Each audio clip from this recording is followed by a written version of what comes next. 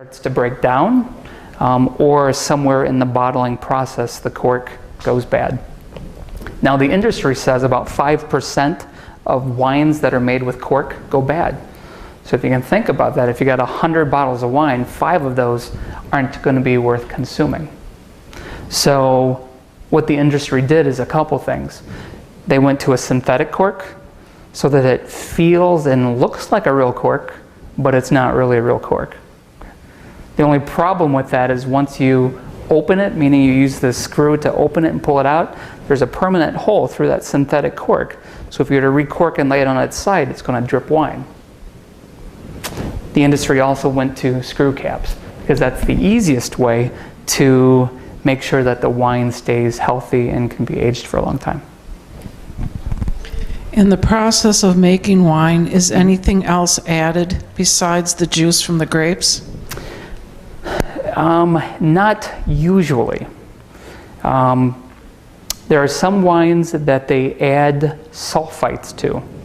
So sulfites, and that's specific with red wines. Red wines have sulfites. That's a natural byproduct of fermentation. It's the sulfites that allow red wines to age gracefully over a long period of time, because reds age longer than whites, generally speaking. So some winemakers add sulfites so that those wines will preserve and age a little bit longer. Most organic, I should say, all organic wines, they don't add additional sulfites. Why that's important is some people say when they drink red wine, they get a headache. Usually that's associated with the sulfites. And normally it's the additional sulfites that are added by the winemaker that potentially could cause headaches.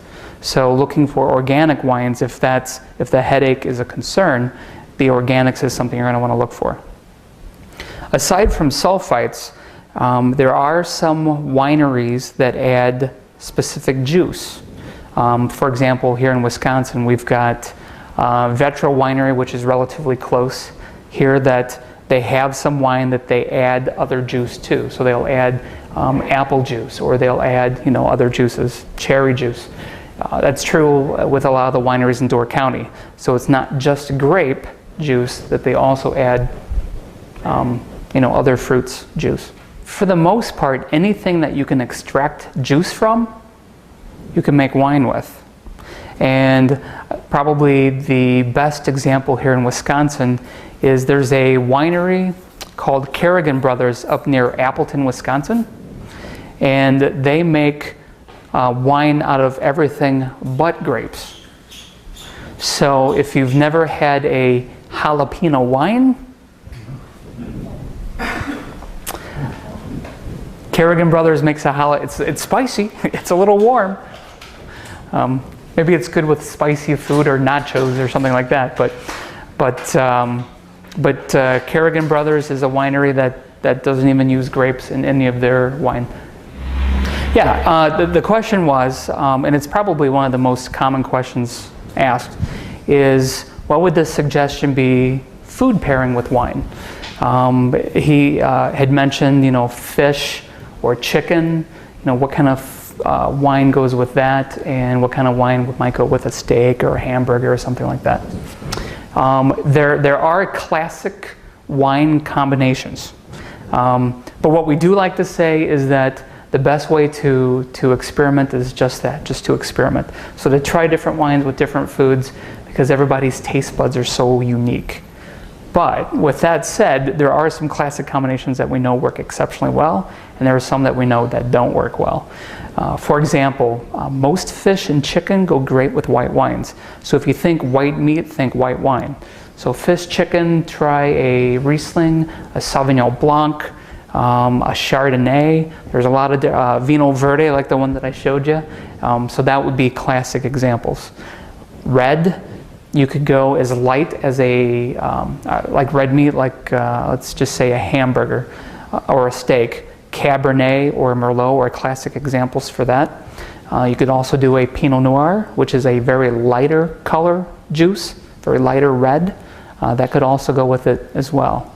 So, and another thing to take into consideration is that wine regionally is produced for the food regionally. So if you're going to have some Spanish wine, try a Spanish food. If you're going to have French wine, try a French food. Or French food, try a French wine. Because they're made to be classics. They're made to be consumed together.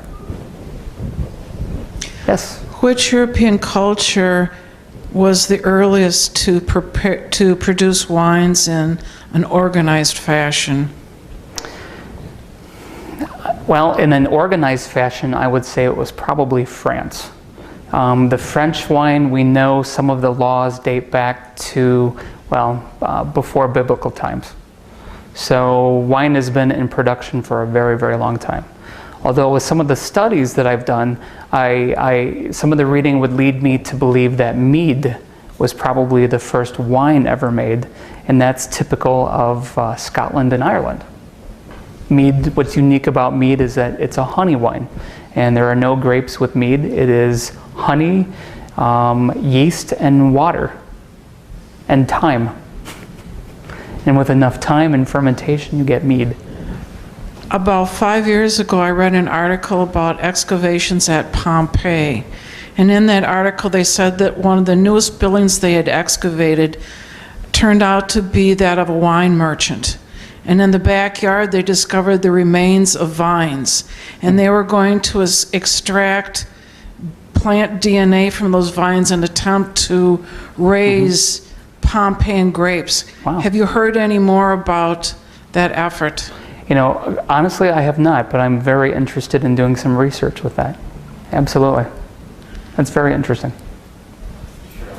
I mean, I know that, you know, right now, typically when you think old vine that produces grapes still, it's usually over 100 years old. So there are plenty of wineries in California, certainly in South America, South Africa, certainly in France. There are some vines that still produce great wine that are 100 to 200 years old.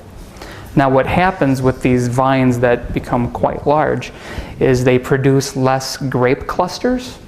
So they're not like a young vine that has tons of grape clusters. So really the amount of production is less, but the quality of wine is generally improved, because all of the characteristics of that vine and of the earth and all of that is now concentrated into a smaller group of clusters of wine and not so many grapes. So usually concentration is better. Could you tell us how you got interested in wines and a little bit about some of the personal information about yourself and your family? I live in Waterloo, and my wife works here with me at the wine shop. We have 4 children, so between each of us having careers and doing this, really this is kind of my wine hobby gone retail. So between my wife and I working in the wine shop and our 4 kids ranging from 10 to 18, we're very, very busy, which is exciting, so that's good. So that's kind of a little history about me, but I grew up in a family that really enjoyed wine. So from the earliest days that I can remember, wine was around the kitchen table. So I experimented with wine possibly before I was of age of drinking wine legally, but I was with my family. So I was really